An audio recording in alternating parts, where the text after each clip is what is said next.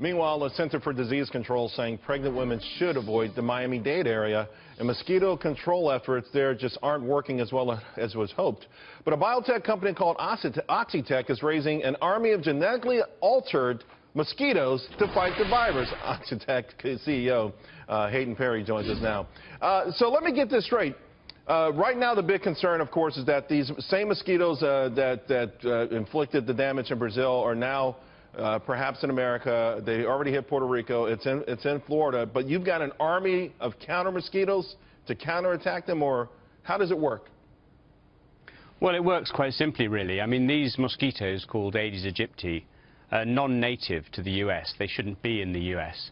And they're astonishingly difficult to control with insecticides. They're in and around your home, very much an urban mosquito. And trying to control them with toxic chemicals is never really going to work, because up to half of the breeding sites of these mosquitoes are actually in and around your home. Every mosquito that's ever bitten you is a female, and it's been born within 200 yards of where you were bitten. So what we're doing is using the mosquito against itself. We send out males because males don't bite. They mate with the females, and then the clever engineering we've done is that the offspring will then die. So our males will go out, mate with the females, the offspring die. The males we release, they die. The offspring, though, they are born, and you're saying that their life expectancy is cut to a certain degree? Yeah, absolutely. I mean, they die at the late larval stage before they become adults, so they die within a few days. And in fact, the adults we release, they die as well after a few days. So nothing stays in the environment. It's very effective, and it's also very environmentally friendly. But there is a pushback from this, from a different sort of people who are concerned, and you are getting some public backlash about this idea, aren't you? Well, we're also getting a great deal of public support, to be fair.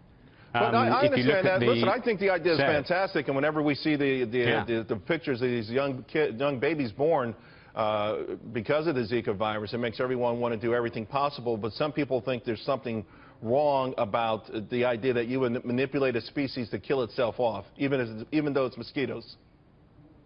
Well, that's why you have agencies like the Food and Drug Administration that have taken 5 years to evaluate our product in immense detail. So we use agencies like that. I mean, society uses the rigorous scientific evaluation to make sure that actually what we do is extremely safe. And in fact, the FDA have already produced a preliminary report saying there's no impact on the environment. How long before you have full approval and you can actually start to implement the program?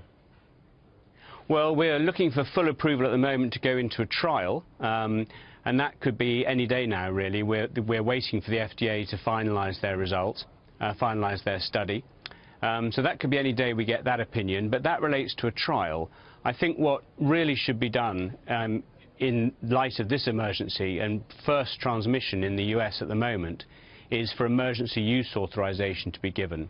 Because if we were an insecticide or a vaccine with the same results as we're showing now, then we would be pushed through very quickly. And I think that's the way we need to go.